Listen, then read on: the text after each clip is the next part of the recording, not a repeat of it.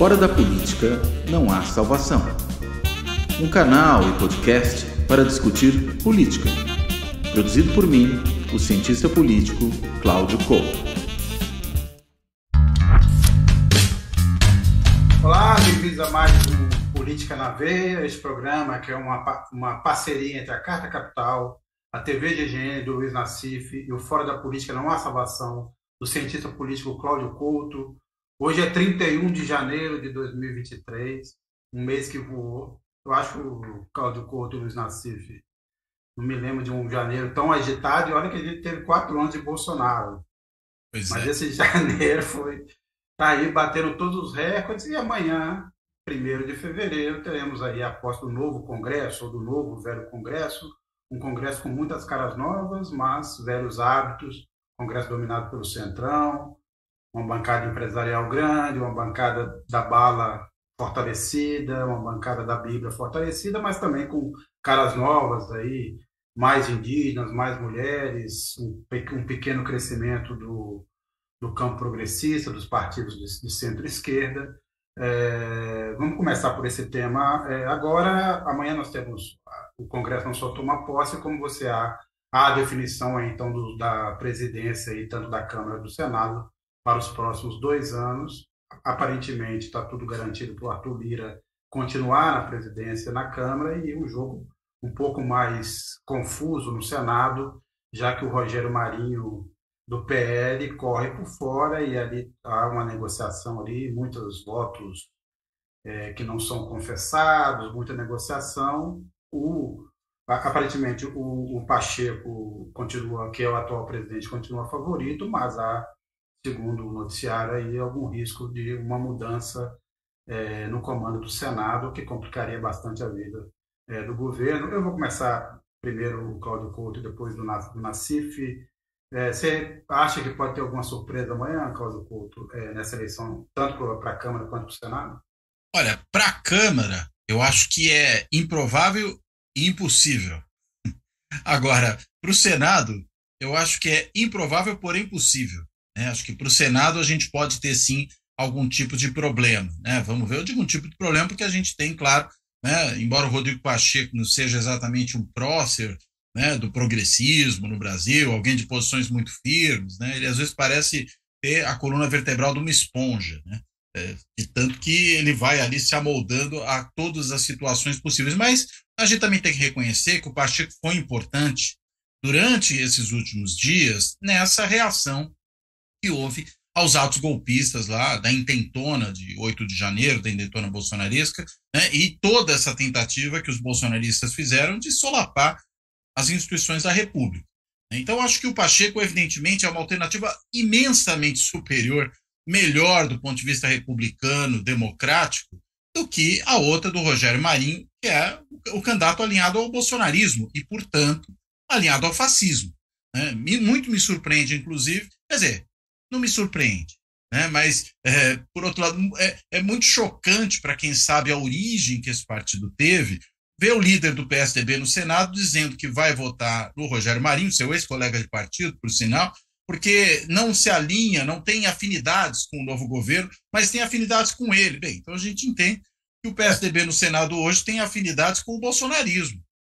Não que isso exatamente seja uma surpresa, porque a gente pode olhar como eles se comportaram durante o quadriênio passado. Mas para o partido, fundado lá durante a Constituinte ainda, em 88, que tinha lá Mário Covas, tinha Euclides Scalco, tinha uma série de figuras importantes, Franco Montoro, claro, os defensores da democracia. Chegar a esse ponto é realmente algo muito lamentável. Mas acho que pode sim haver algum tipo de surpresa, embora ache improvável, mas não descartaria de completo essa possibilidade. Agora, a fatura na Câmara, essa já está mais do que resolvida.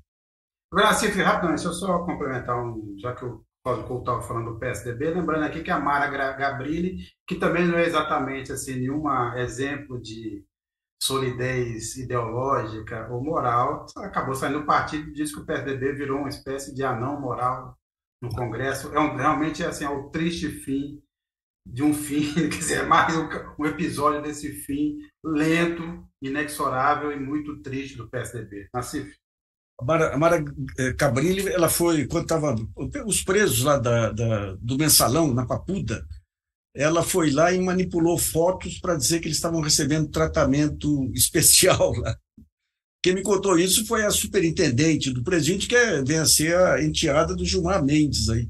Então, mas isso aí foi uma longa agonia, né? Uma longa agonia. Você tinha um grupo, o PSDB, um grupo de intelectuais aí da social-democracia. Quando o PT vira social-democracia, o que fazem? Né? Você tem a transição do PSDB do Covas e do Montoro para o PSDB do Aécio e do Serra. Né? O que eles fizeram esse tempo todo foi vociferar atrás da imprensa, discurso de ódio. Quem inaugura, digamos, o discurso moralista é o Serra, em 2010, com aquela história de que a Dilma era assassina e tudo. Né? Então, ali já estava perdido ali, né? Ali já estava perdido aí. Agora, o Rodrigo, eu acho que ele é o primeiro político de dimensão assim, nacional, que é herdeiro da velha tradição mineira aí, né? Da velha tradição mineira aí de se amoldar. Mas é um ponto interessante também, quando a gente vê a posição dele em relação à ditadura, que o próprio Tancredo, que era visto como um jeito jeitoso e tudo. Aliás, o Walter Moreira Salles, que foi meu biografado, dizia que o Tancredo era o mais udenista dos PCDistas. Mas ele, nos momentos cruciais, com Vargas e tudo, ele teve ao lado do Vargas, herdou a caneta que o Vargas assinou aí, a última carta, né? É interessante, é um centro de princípios mesmo, é impressionante ter gerado um neto como gerou aí. Mas eu estou com o Couto aí, né? A dúvida é o Senado, mas seria muito bom que o Pacheco ganhasse para a presidência do Senado. Né? Ele mostrou essa realmente nos momentos cruciais, ele se posicionou, inclusive se posicionou com muito mais clareza do que o Arthur Lira, que sempre deixou para fazer na última hora, quando já não era mais possível manter o silêncio. Agora, Nassif Couto, ainda um pouco continuando nessa questão aí da Câmara. Obviamente você teve o STF limitou o orçamento secreto, você teve todos esses episódios do 8 de janeiro que levaram todo mundo a uma reflexão, todos os poderes a uma reflexão sobre os riscos que o Brasil vivia aí de um golpe, da fragilidade da democracia brasileira. Agora, vocês acham que, diante desse novo quadro, nós teremos de novo uma relação um pouco mais republicana entre os poderes, ou o Lula corre o risco de sofrer, no mínimo, a pressão que a Dilma sofria com o malfadado, agora me escapou o nome do presidente. Eduardo Cunha. Eduardo Cunha, ou seja, o Lula, esse Congresso tentará de novo impor uma agenda à revelia dos interesses do Executivo, Nassif? Eu acho que você tem um perigo aí, que o Supremo ele virou o grande avalista da democracia, né? E você tem a condição aí, as ameaças que ficam sempre no ar aí do Congresso tentar ver impeachment de ministros. Ele tem poder de fogo, né? Tem poder de fogo aí. Mas eu acho que depois do episódio Bolsonaro aí, depois de todo esse... Eu acho que não tem mais clima. E tem também a habilidade política do Lula, que não se compara à inabilidade política da Dilma também, né? Então, e o Lula, o que ele está fazendo aí, digamos, essa composição que ele está fazendo também é em cima de quem aprendeu as lições aí do passado, né? O problema do Lula vai ser pegar o meio termo adequado aí de concessão de um lado e de apresentar resultado do outro. E você vê, esse negócio do orçamento secreto já pegou 2 ministros do Lula aí. Olha, rapaz, esse negócio, se não tiver uma reforma política aí, vai ser a desmoralização. E aí, tem um ponto aí que a imprensa, nesse momento aí, com exceção do Estadão, ela ainda você tem os 6 meses de bonança do Lula, né? Depois, a gente vê que em janeiro, mal passou o bolsonarismo, eles já ensaiam o mesmo tipo de discurso que tinha no pré-impeachment também, né? Inclusive essa discussão maluca, se foi golpe, impeachment ou não, impeachment, é evidente que foi inconstitucional. E você vê na mídia aí a maneira de tentar justificar. Um bom analista até da CNN falava, não, se for seguir a Constituição, não, mas foi constitucional, não, porque ela não tinha mais base política. Olha, o papel da Constituição e do Supremo é justamente evitar que maiorias eventuais levem ao controle do poder, né? Então, até constitucionalmente, o Supremo jamais poderia ter permitido o impeachment ter transcorrido. E foi nas mãos do melhor dos ministros do Supremo, que foi o Lewandowski. A única coisa que o Lewandowski fez de concessão foi não tirar os direitos políticos da Dilma, que foi inócuo, já que a Dilma termina ali a trajetória política dela, né? E a imprensa caiu batendo. Até hoje, eles falam, só o que ele fez, deu... Inacreditável, né? O que foi aquela campanha do impeachment. Mas foi aquele momento de catarse. Aí é interessante, inclusive, para colocar aqui para a gente discutir Forças Armadas, né? Quando a gente pega a Lava Jato, quem era contra a Lava Jato não apareceu. Hoje, se você quiser caçar alguém a favor da Lava Jato, sabe, tira esse filho aqui. Esse filho não é meu, não. Não tem... Então, talvez o Exército, depois das Malvinas deles, aí, do maior desastre de imagem da história do Exército, talvez essa onda realmente garanta algum tempo de legalidade aí antes de pôr as manguinhas de fora. Isso. Essa é a minha dúvida, até que ponto que o Exército, o que ele vai fazer daqui para diante, né? Ele acaba ficando, eu vou passar pelo Cláudio Porto daqui a pouco, mas ele acaba, realmente, o Lula ganhou, vamos dizer assim, um tempinho, uma trégua, porque os militares agora ficaram um pouco de mãos atadas e são obrigados a seguir um mínimo de um rito, mesmo que eles não acreditem nesse rito, mesmo que eles quisessem ultrapassar isso, dar um golpe, eles estão contidos. Eu só queria lembrar duas coisas. Eu acho que a história do impeachment ligada à Lava Jato é uma culpa que talvez, pelo menos os meios de comunicação, só admitam daqui a 100 anos ou a 50, porque eles estão totalmente relacionados. Quer dizer, o apoio à Lava Jato, mais a história do impeachment, deram no Bolsonaro. E aí é isso. Se você começa a aceitar que foi golpe e que a Lava Jato foi o que foi, que eu não tive participação, me lembra que tem um jornalista muito experiente, ele tem mais tempo de vida do que eu tenho, mais tempo de jornalismo do que eu tenho tempo de vida, que escreveu, sei lá, no fim do meado do ano passado, olha, como nós jornalistas precisamos nos refletir como o Sérgio Moro nos enganou. Tá. É isso. Tá certo. Fomos todos enganados pelo que foi fazer. Vamos pegar aqui. Eu sempre brinco que Jesus olhou para a terra e falou: olha, aquele operário está fazendo um bom trabalho, lá vou dar uma chance para ele. E deu um mensalão de chance.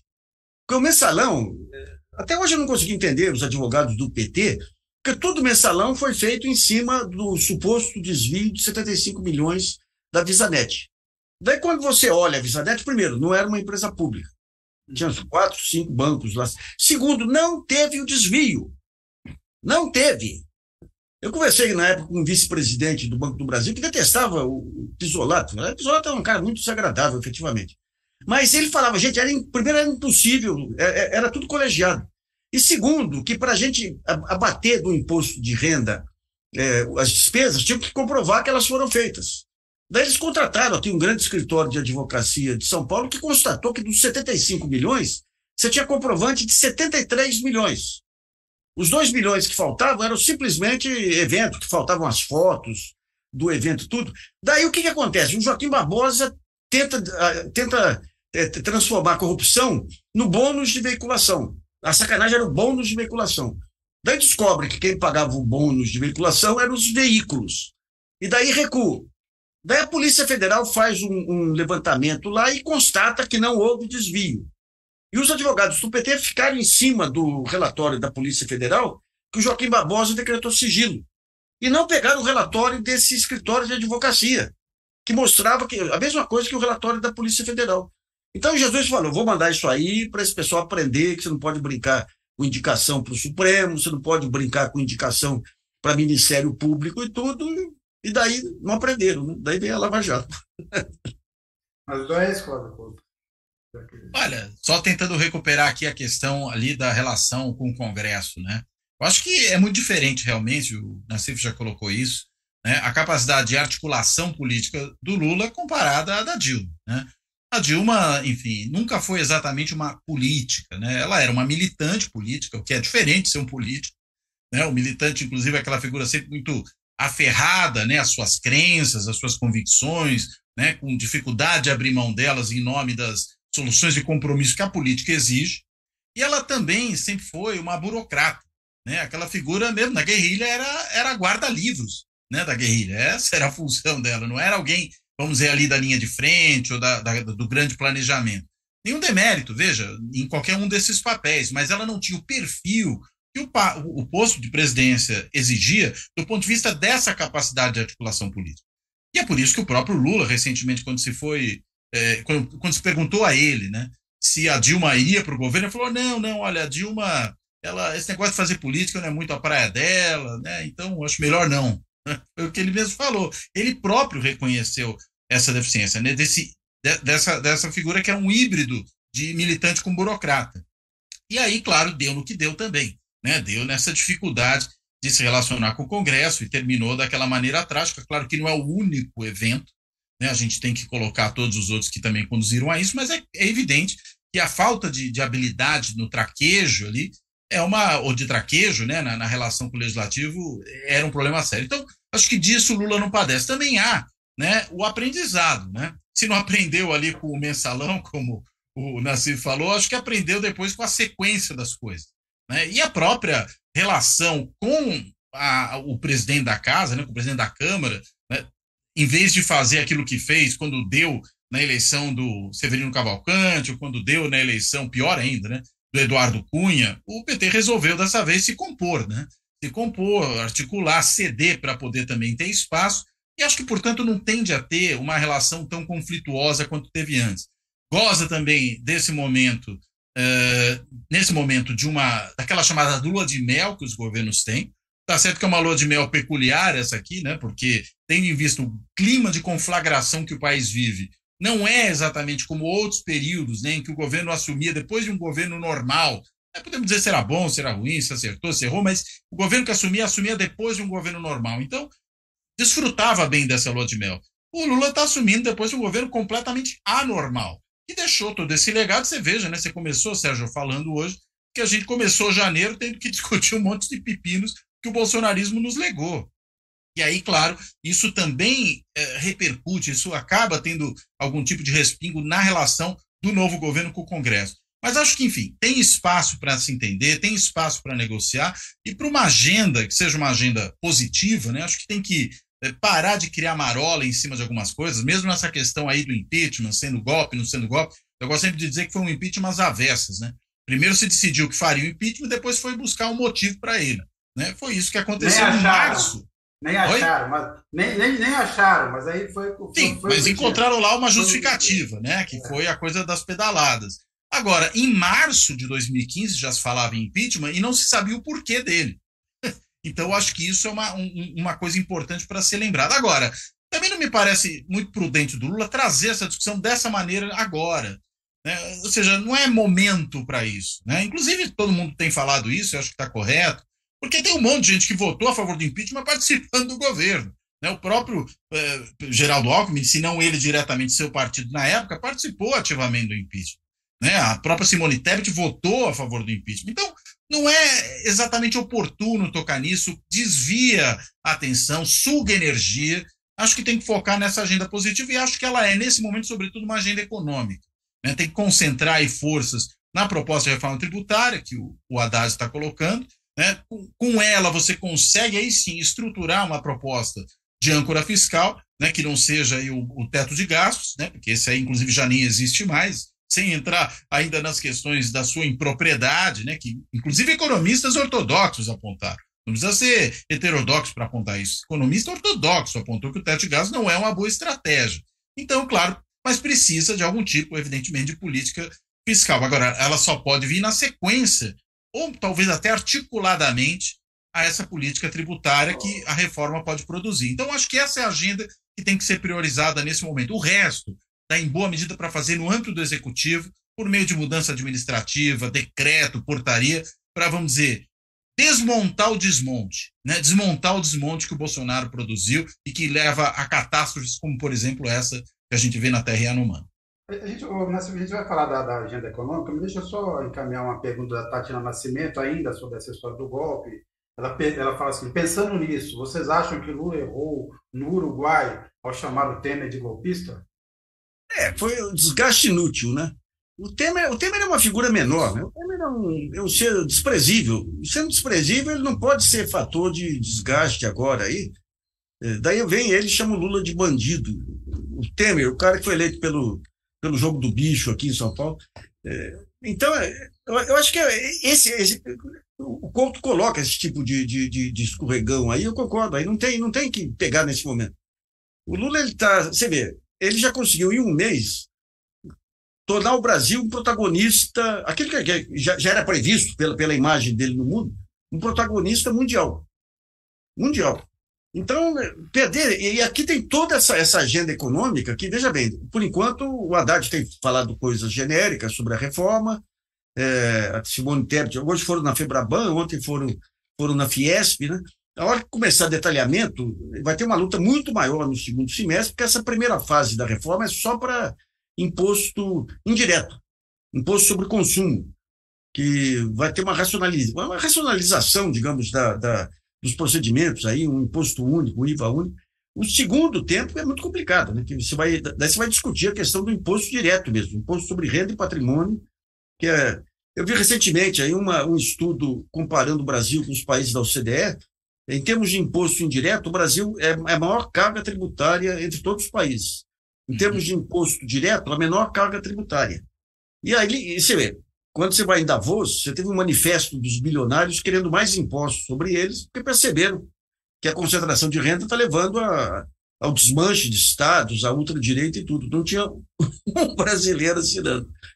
O que o brasileiro assinava era cheque sem fundo. Nem o pessoal da 3G? Pois é, né? Não, é que eles empobreceram, vocês estão querendo demais. Os caras acabaram de perder dinheiro, como é que eles podem querer pagar mais imposto? Depois de destruir a cerveja brasileira, agora estão destruindo também o varejo brasileiro. Agora, é justamente esse ponto. Quer dizer, o Fernando Haddad tem apresentado vamos dizer assim, três pontos, três passos. Primeiro, oferecer uma âncora fiscal, depois tentar essa reforma mesmo. Essa reforma dos impostos diretos ela não é fácil de ser feita, porque depende de negociação com os governadores, vai mudar a lógica de cobrança, se é na origem ou no destino, e depois tentará essa fase mais difícil, que é mudar esse sistema regressivo brasileiro para uma coisa mais progressiva. E aí eu pergunto, você acha que é uma agenda que, de alguma forma, o governo conseguirá triunfar? Olha, é muito difícil, e os jornais já começaram. Você pega toda essa pressão em cima da lei do teto, que nem diz o Couto, é uma lei fantasma. Era inviável desde o começo, né? Mas você já começa. Quando você pega aí esses porta-vozes mais ostensivos de mercado, aí, que nem CNN, a Globo News ainda não, porque está na fase de lua de mel, né? A Globo News e o Lula só não pode beijo na boca. Nesse momento, a Globo News é a TV Brasil, vamos dizer assim. Mas é interessante que agora eles publicaram aqui uma entrevista com o historiador americano John French, em um livro que a Guardian colocou como um dos livros centrais para entender o mundo contemporâneo. O livro é Lula e a Política da Astúcia, que ficou escondido esse tempo todo aí, né? Mas o segundo tempo vai ser complicado, porque daí vai pegar realmente o mercado, aí os bilionários, né? Mas, digamos, esse é o desafio. Então, quando você vê esse desafio, você entende por que tanta concessão política. E não perder de vista que a primeira crise do Mensalão foi porque o Dirceu, na época, sugeria um acordo com o Centrão. E o Lula preferia um acordo com partidos pequenos. E a contrapartida era o PT bancar as despesas de campanha que eles tiveram. Daí transformaram aquilo numa mesada, como se fosse para compra de votos, né? Então, o Lula aprendeu lá atrás, com o Mensalão, que não adianta. Enquanto não tiver uma reforma política, o Centrão é indispensável, né? Mas quando você vê o tamanho desses desafios, você até dá o desconto aí das concessões políticas que são feitas, né? Agora, só me permita dizer uma coisa, Nassif. Eu acho que a reforma política já aconteceu, viu? Eu acho que é essa que está produzindo a redução do número de partidos aí, né?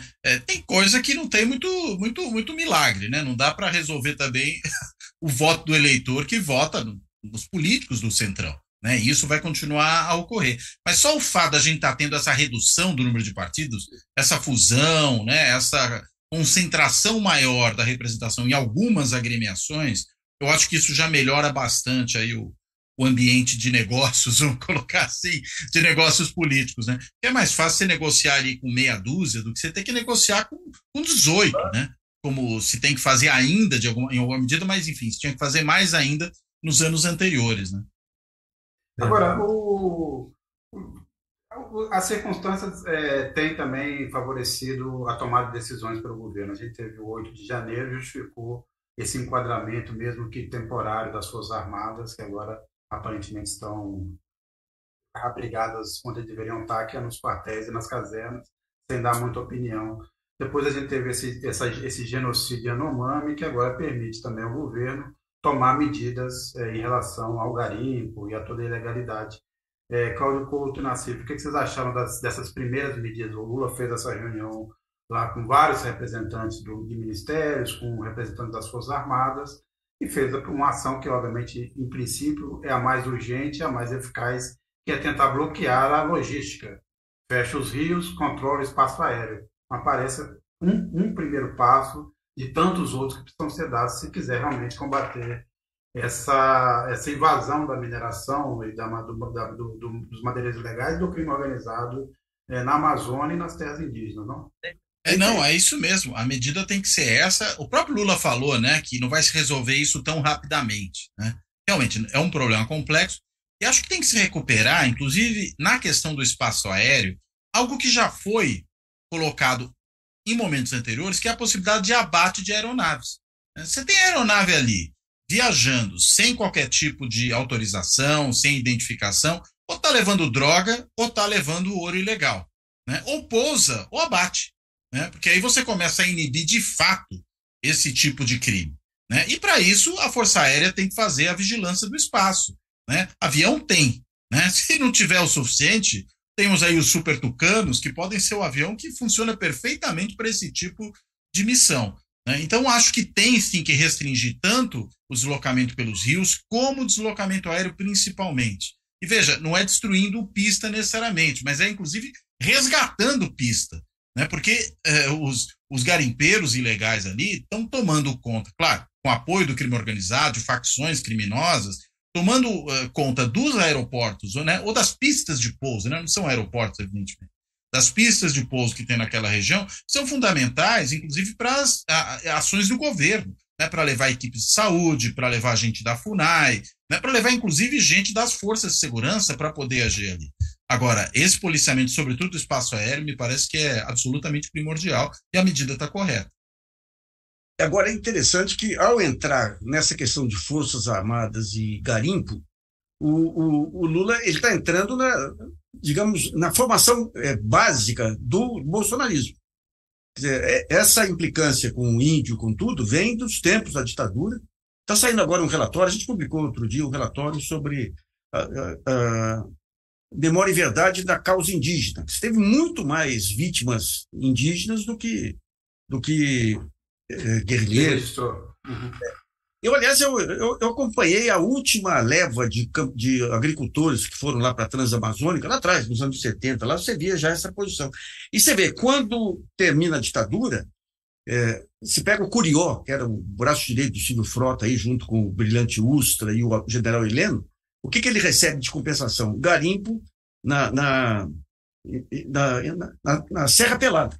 Agora, quando a gente vê os militares, tem um ponto que passou meio despercebido, que é o seguinte, aquele Marcelo Godoy, que é o setorista aí do Estadão para a parte militar, que faz um bom trabalho, ele disse que aquele discurso do general Tomás, aquele discurso legalista e tudo, foi feito dias antes pelo próprio comandante do Exército, lá o general, como é que ele chama? Arruda, o general Arruda, perante o alto comando das Forças Armadas, 4 dias depois do desastre de 8 de janeiro.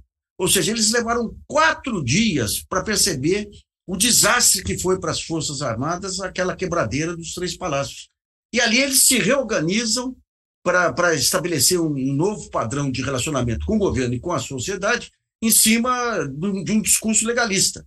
Se esse discurso legalista veio para ficar ou não, a gente vai saber com o tempo aí.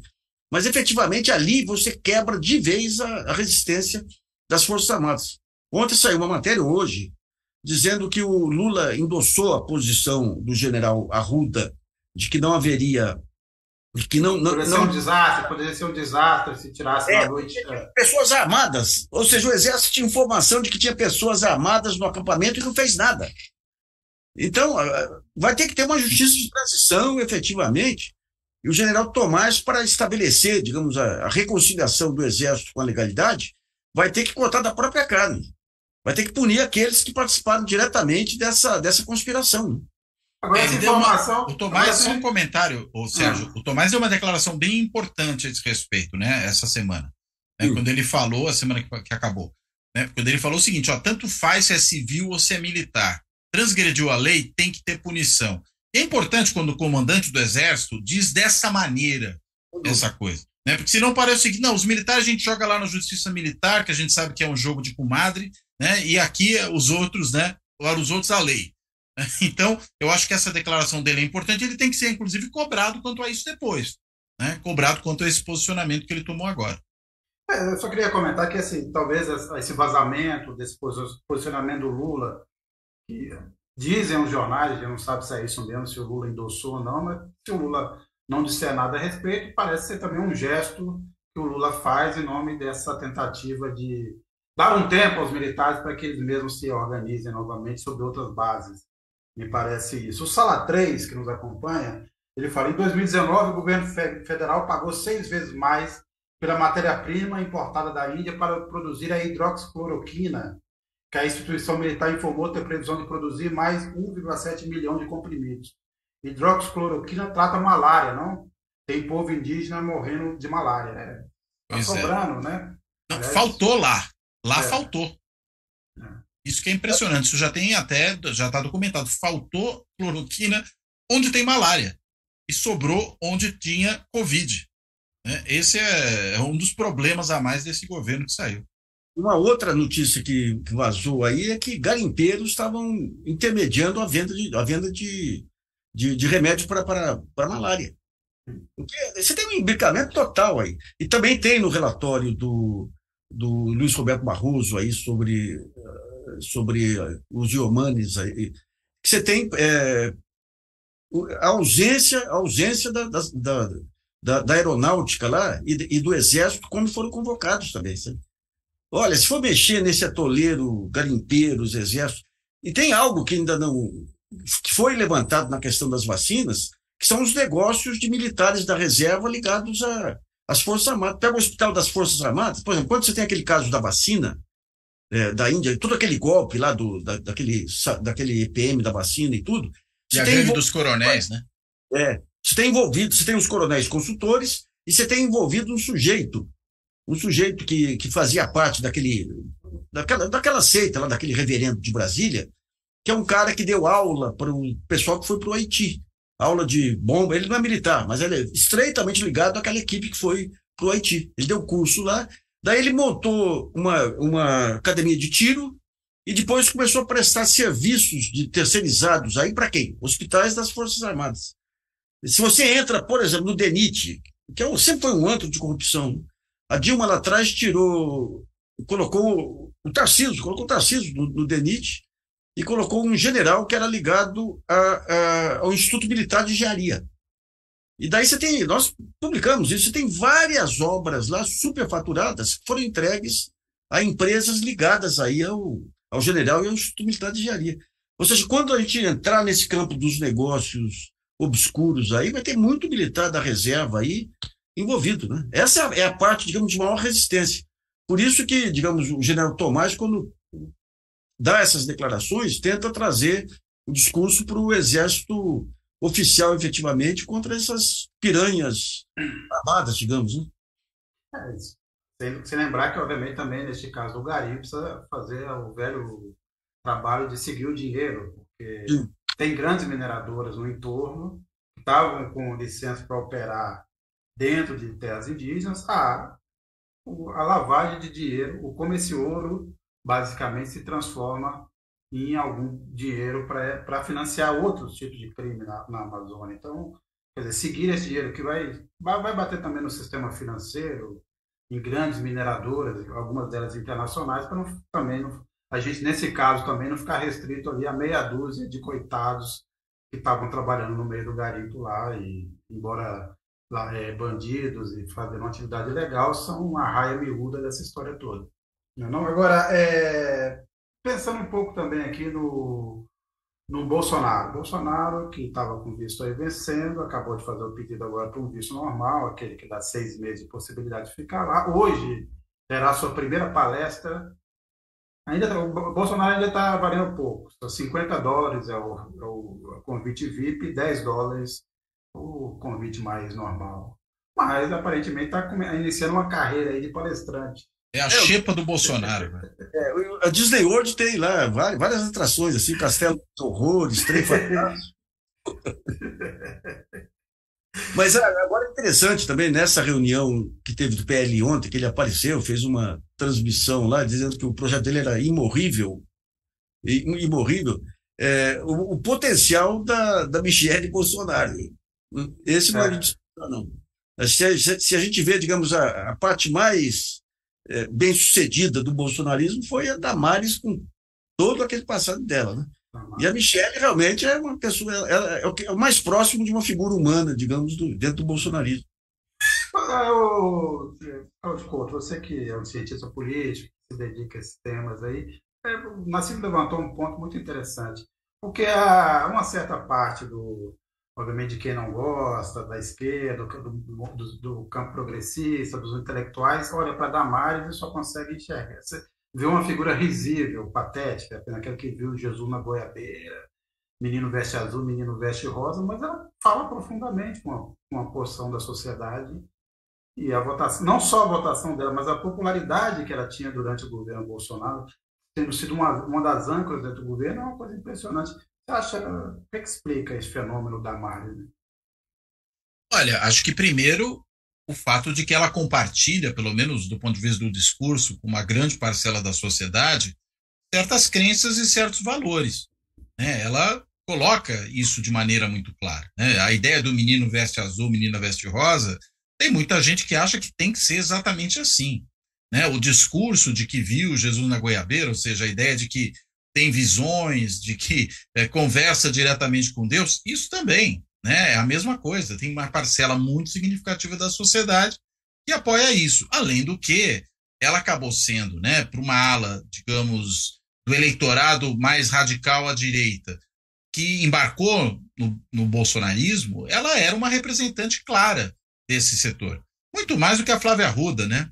Flávia Arruda que foi lá, deu um abraço caloroso no Lula, no dia da posse do Lula, né, porque sabia, inclusive, que estava fora do jogo, sabia que tinha sido traída pelo Bolsonaro, de quem ela foi ministra, mas não tem cara de bolsonarismo.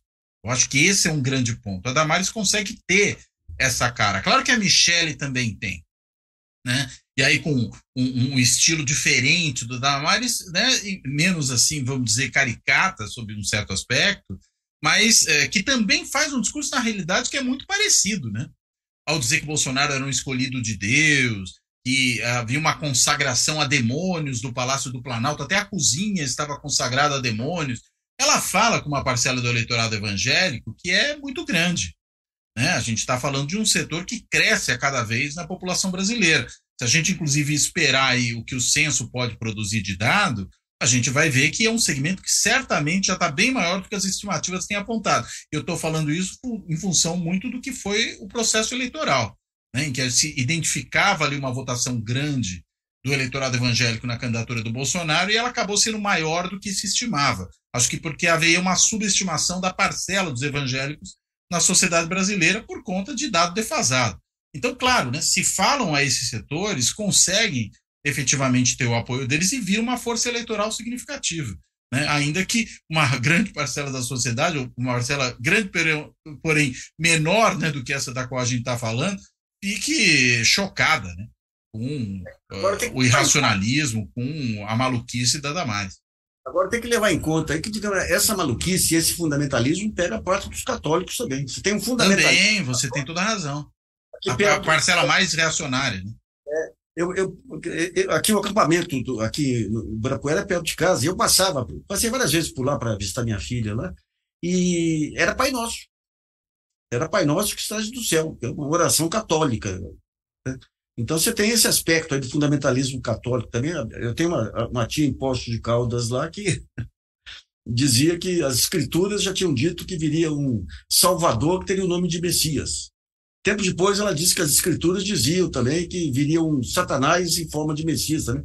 Pelo menos melhorou o fundamentalismo dela, né? Mas você tem uma parte católica aí também expressiva também, aí pensando assim. Eu, uns anos atrás, fiz uma matéria sobre a Canção Nova, passei alguns dias lá acompanhando, e as sementes são as mesmas, ou seja, essa coisa, por exemplo, de falar em línguas, de ter contato com Deus, de uma agenda totalmente conservadora, de um grupo de jovens que vivia lá para preservar a castidade, iam se casar depois de um certo tempo, isso tudo estava lá, é parte da Canção Nova, que é um dos braços hoje mais valorizados da igreja. Aliás, o Cláudio Couto, o Brasil não pode ser mais considerado um país católico graças ao João Paulo II e ao Bento XVI, né? Fizeram a grande obra, e hoje, se o censo mostrará, eu acho que não se poderá mais dizer que o Brasil é um país católico, esse que já foi o maior país católico do mundo, lembra desse período? Não é mais. Agora, o que mais me impressiona nessa história da Damares, além de tudo, é que a capacidade dela de produção de fake news. E ela fala isso com realmente uma habilidade sem igual, e realmente constrói um mundo paralelo, único, e que tem também essa reverberação, além de todas as outras coisas. Porque se a gente pegar o histórico dela durante a campanha, é inacreditável. O estupro, aquela história do Pará, de Belém a história de Marajó, né? De Marajó. De Marajó. Aliás, o Thiago Ayama pergunta: vocês acham que a Damares tem um potencial mais perigoso que a Michelle ou os filhos do Bolsonaro para o futuro do bolsonarismo? E o Carlos Almeida, que rapidinho: queremos a tia do Nassif no Política na Veia. Nassif, convida a sua tia. Vai fazer 90 anos, aí estou indo para Poços aí para... Vamos ter uma reunião familiar lá, para uma tia querida lá, mas é interessante. Ela é um bom modelo. Lá atrás, ela era católica daquelas fanáticas, daí ficava espírita fanática, daí ia para uma outra religião, ficava fanática, né? Ou seja, esse tipo de crendice no âmbito aí das senhoras, não é à toa que grande parte aí dos acampados legais, né? Porque você tinha bandidagem atrás também, eram aposentados e pessoas pias, e querendo a morte do Lula, né? A piedade vai até um certo ponto aí, né? É a piedade do Antigo Testamento, principalmente. É isso. Né? Agora, tem também uma questão aí que é a seguinte, né? Eu não sei se a Damares ela consegue ser essa figura tão nacional quanto talvez a Michelle ou os filhos do Bolsonaro. E mesmo os filhos, acho que a gente tem perfis muito diferentes entre eles, né? Quem me parece que consegue, de alguma maneira, mimetizar melhor, ainda que numa versão mais jovem, mais modernizada, o Bolsonaro, é o Eduardo, né? Esse é o que tem mais jeito de, vamos dizer, seguir os passos do pai, né? O Flávio é uma figura muito apagada, né? Do ponto de vista da sua capacidade de comunicação, de produzir grandes emoções. Como? É o tesoureiro da família, okay, né? Sim, é o tesoureiro da família, talvez aí um articulador, alguma coisa assim. O Carlos joga um outro jogo, né, joga esse jogo das redes, mas não é exatamente essa figura, digamos, com um certo carisma. Acho que o Eduardo tem essa capacidade. A minha dúvida só com relação a essas duas candidatas possíveis, né, Michelle e Damares, é o quanto numa disputa nacional elas conseguem empolgar um movimento que tem um elemento muito forte misógino dentro dele, né? E se conseguiria substituir uma liderança masculina, fálica, inclusive como o Bolsonaro tenta ser, da maneira que atraísse esse eleitorado. Tenho lá minhas dúvidas, né? Por isso que acho que, enfim, abre-se espaço aí para outras figuras dentro da direita. Mas sei lá, se a gente tiver uma versão um pouco mais moderada do bolsonarismo, se é que isso é possível, talvez essas figuras, digamos, sejam mais viáveis eleitoralmente. Vai depender muito do quanto essa parcela do eleitorado se mantiver radicalizada, né? Se essa radicalização for se desanuviando, a gente pode ter, eu diria, dois desfechos possíveis, né? Não só eles, mas dois que eu consigo imaginar aqui como cenários prováveis. Um deles, né, é realmente essas figuras mais mais suaves do bolsonarismo, né? Michele, Damares, podem ocupar, ou simplesmente alguém da direita mais pragmática, mas que tenta ocupar espaço do bolsonarismo. A gente já falou disso até aqui antes, né? Zema, sim. né? Nós estamos pensando aqui em 2026, esse tipo de figura. Nós estamos pensando aqui em 2026, Janja contra Michele e o Eduardo Leite, terceira via, basicamente. O desenho. Agora. Parente não pode ser candidato a presidente, hein? Vamos lembrar disso. Falando sério. É verdade. Agora, desse primeiro mês aí tão conturbado, o que vocês destacariam do governo Lula, das ações do governo? Quem é que vocês acham que tem despontado ou apareceu de forma positiva ou até negativa neste primeiro mês, Nassif e Couto? Bom, negativo, a gente tem vários que foram beneficiados pelo orçamento secreto, né? Eu acho que, por exemplo, o Haddad ele faz um jogo, não é um jogo para sucessão, é um jogo para consolidar o Lula junto ao mercado e junto ao setor empresarial. Então ele está cumprindo uma missão que não é bem uma missão de... A Janja, depois de ficar muito exposta aí no começo, está ficando um pouquinho mais recolhida, digamos assim, né? Eu não sei, eu acho que ainda é cedo para ter uma ideia. Você pega o planejamento aí, a nova ministra aí tem alta capacidade, a Esther Dweck, né? Mas também não deu tempo ainda. Eu acho que foi tanto atropelo que ainda Mas não está dá. pensando gestão, não é o Nassif? O planejamento é a Tebet. Não, gestão, desculpa, planejamento é a Tebet. A gestão ela tem um bom campo lá para se firmar lá, mas também sem visibilidade política, né? Eu não sei, eu acho que em termos políticos aí o pessoal está muito ligado a esse projeto Lula mesmo, aquela qual o Rui Costa com a sua posição mais dura, o Haddad de ganhar legitimidade junto ao meio empresarial, né? Eu não estou vendo ainda muita nitidez aí de quem vai trazer a pauta positiva aí capaz de pensar na sucessão, porque tem que levar em conta que o Lula não vai se candidatar à reeleição também, né? Agora, acho que nesse primeiro mês, quem se destacou, até pelas circunstâncias, foi o Flávio Dino, né? Sim, até porque precisou, ainda que ele possa ter levado umas pancadas no começo, de que não teria, vamos dizer, agido da maneira mais prudente, pode ter se deixado enganar ali pelo governador do Distrito Federal, pelos bolsonaristas, até pelos militares. O fato é, né, ele acabou depois tomando a frente desse negócio, né, combatendo ali os golpistas, tomando as providências, e acho que acabou ganhando muito protagonismo nessa história. Inclusive, essa proposta aí do pacote de defesa da democracia vai nessa mesma direção. Claro que ele ainda precisa ser mais detalhado, mais especificado, a gente sabe só das grandes linhas, mas acho que isso também trouxe uma visibilidade muito grande para o Dino. Acho que a partir de agora, segundo mês, sobretudo com o Congresso funcionando, e daí, consequentemente, as propostas no âmbito econômico, principalmente a tributária, da qual eu já falei aqui mais cedo hoje, elas começarem a andar no âmbito do Congresso, aí acho que o Haddad pode sim ganhar mais visibilidade ainda. Teve aí um papel importante, que o Nassif fez bem de lembrar dele, né? Teve falando com empresários, procurou aí amaciar um pouco o impacto de certas declarações do Lula, mas eu diria que ele deve realmente ganhar importância na hora que decisões importantes na economia, no âmbito da relação do Executivo com o Congresso, começarem a ser tomadas. Fora isso, acho que o Flávio Dino é sim a grande figura até aqui. O Flávio Dino lembra um pouco um duelo de boxe, né? Ele pode eventualmente ter tomado o primeiro soco, mas se recompôs e tomou, nesse momento está ganhando ali por pontos, pelo menos. Tem duas perguntas aqui do Fora da Política Não Há Salvação, as duas do Leonardo Rosa.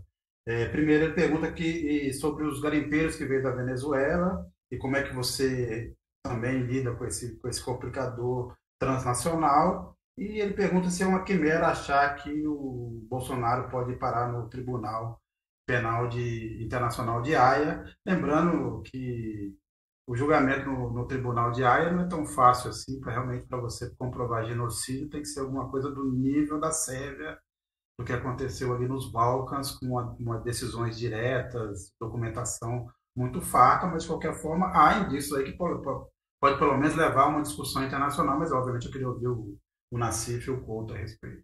Você tem aí esse próprio levantamento do Barroso aí, as ordens da Damares, o papel do Bolsonaro em todos os níveis, não cumprindo as recomendações do Supremo e tudo, Eu acho que para o Tribunal Internacional você tem os elementos aí, né? Que nem o Sérgio falou, não é fácil, você tem que ter. Mas são decisões de governo muito nítidas, muito explícitas aí, desobediência a ordens do Supremo e tudo, muito nítidas, né? Então, eu acho mais fácil ele ser condenado pelo Tribunal Internacional, porque aqui internamente você tem alguns aspectos que vão ser levados em conta, né? Vamos transformar ele no mártir. O que significa a condenação dele em termos de reflexo no público brasileiro, né? Então, eu acho mais fácil ele ser condenado em Haia do que condenado aqui internamente, né? Eu acho que eu não sei, viu? Eu não sei se chega até Haia, né? Aí eu vou divergir um pouquinho do Nassif na avaliação. Eu acho que há uma possibilidade não desprezível, sim, dele ser julgado internamente. Inclusive pelo tamanho da briga que ele comprou com o Poder Judiciário, né? Ele comprou uma briga com o Poder Judiciário que não foi pequena. Ele atacou a instituição Poder Judiciário. E os processos aos quais ele pode responder, vários deles, inclusive, já tramitam na última instância. Já tramitam no âmbito do Supremo, né? Então, acho que ele pode sim ser condenado aqui por crimes que não são necessariamente crimes contra a humanidade, né? Vários deles cometidos ao longo do governo, mas também por crimes cometidos contra a humanidade. No caso da gestão da pandemia, isso a depender de quem envolva, por exemplo, gente que for especial, o processo fica no Supremo, ele entra nesse processo. Pazuello se elegeu deputado pelo Rio de Janeiro, vai ter foro especial, Pazuello está envolvido diretamente nesse caso.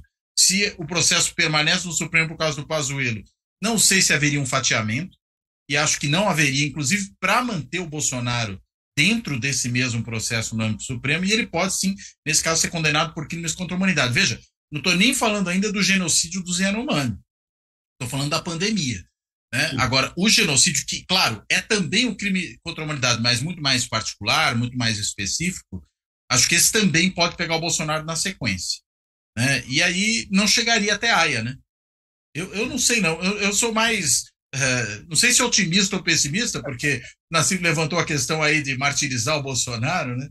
Mas eu acho mais provável, sim, que ele seja julgado internamente, aí simplesmente não chegue até a Haia, porque aí não precisa, né? A Haia só julga quando não tem uma decisão do Poder Judiciário dentro do próprio país. Eu falei uma coisa corporativa aqui, vou ficar do lado do Nassif, porque eu acho que tem metade do Brasil que votou, praticamente metade do Brasil votou nesse cara, e olha, depois de tudo que aconteceu, nesta semana, nos últimos dias, nós tivemos a declaração do governador de Roraima.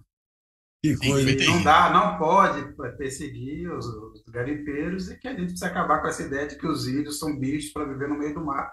Isso é uma mentalidade certamente tomada nos militares, mas em grande parte da sociedade brasileira. Sérgio, a gente pegou todas as vezes que o Bolsonaro se internou, todas as vezes eram momentos de pressão política.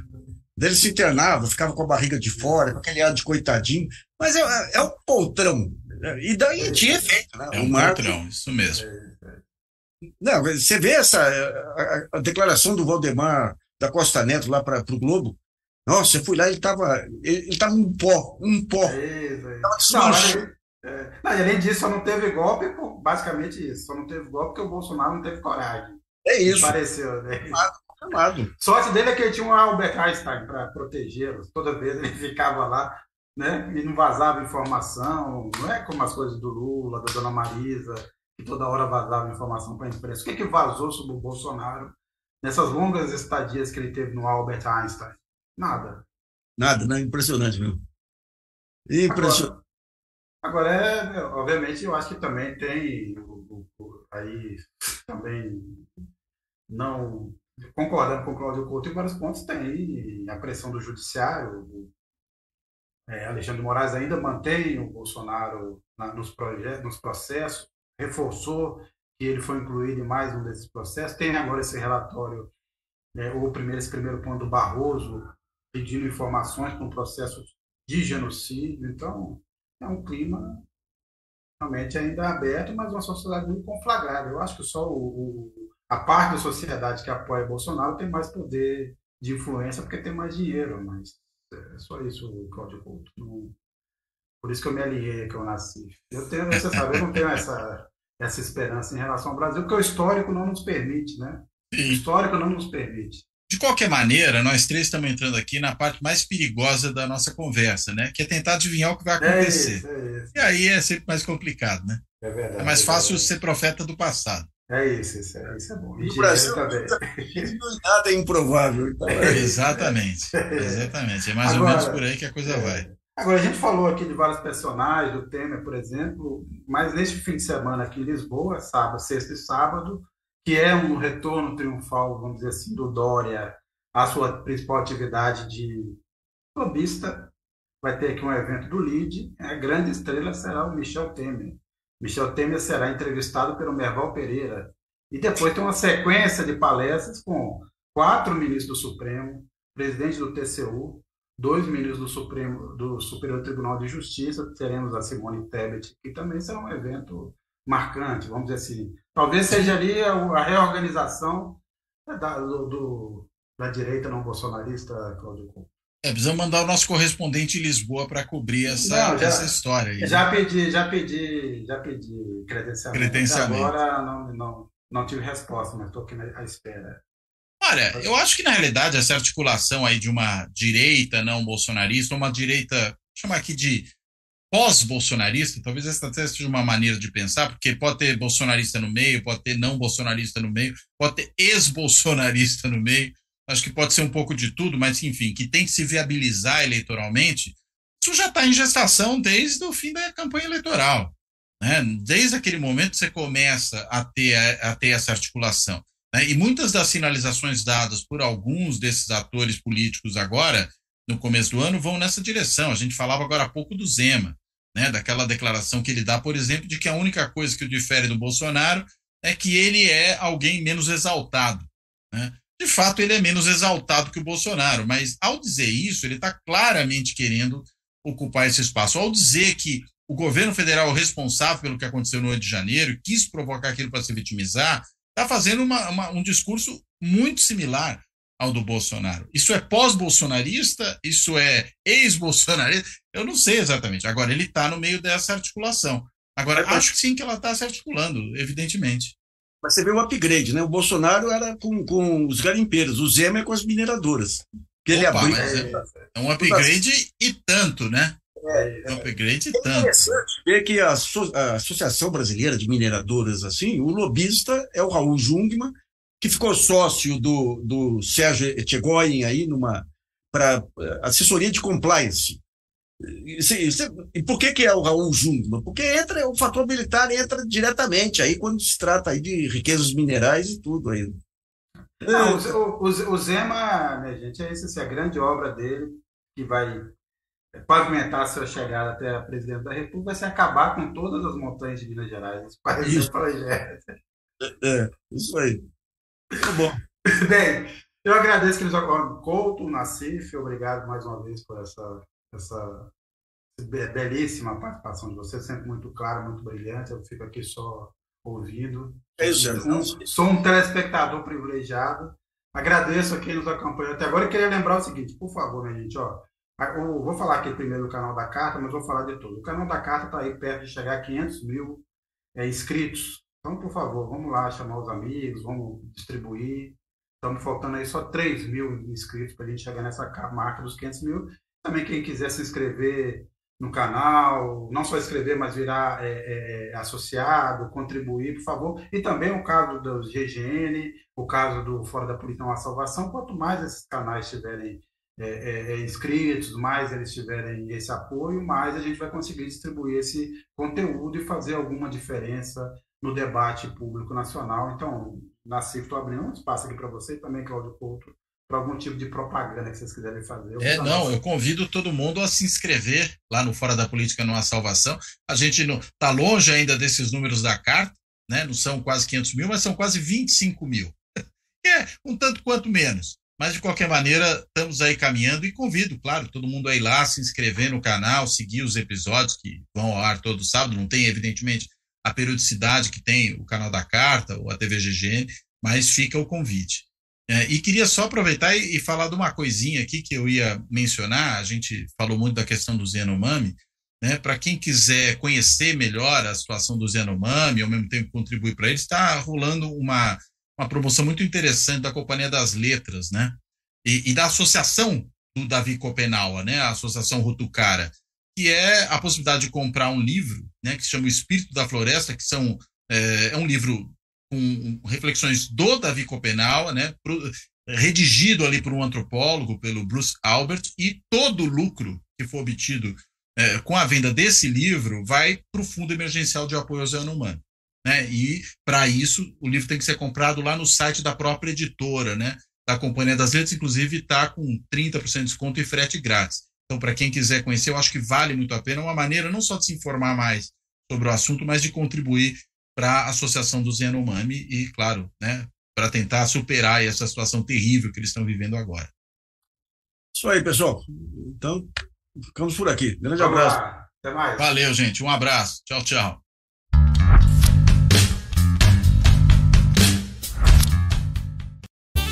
Fora da política não há salvação. Um canal e podcast para discutir política. Produzido por mim, o cientista político Cláudio Couto.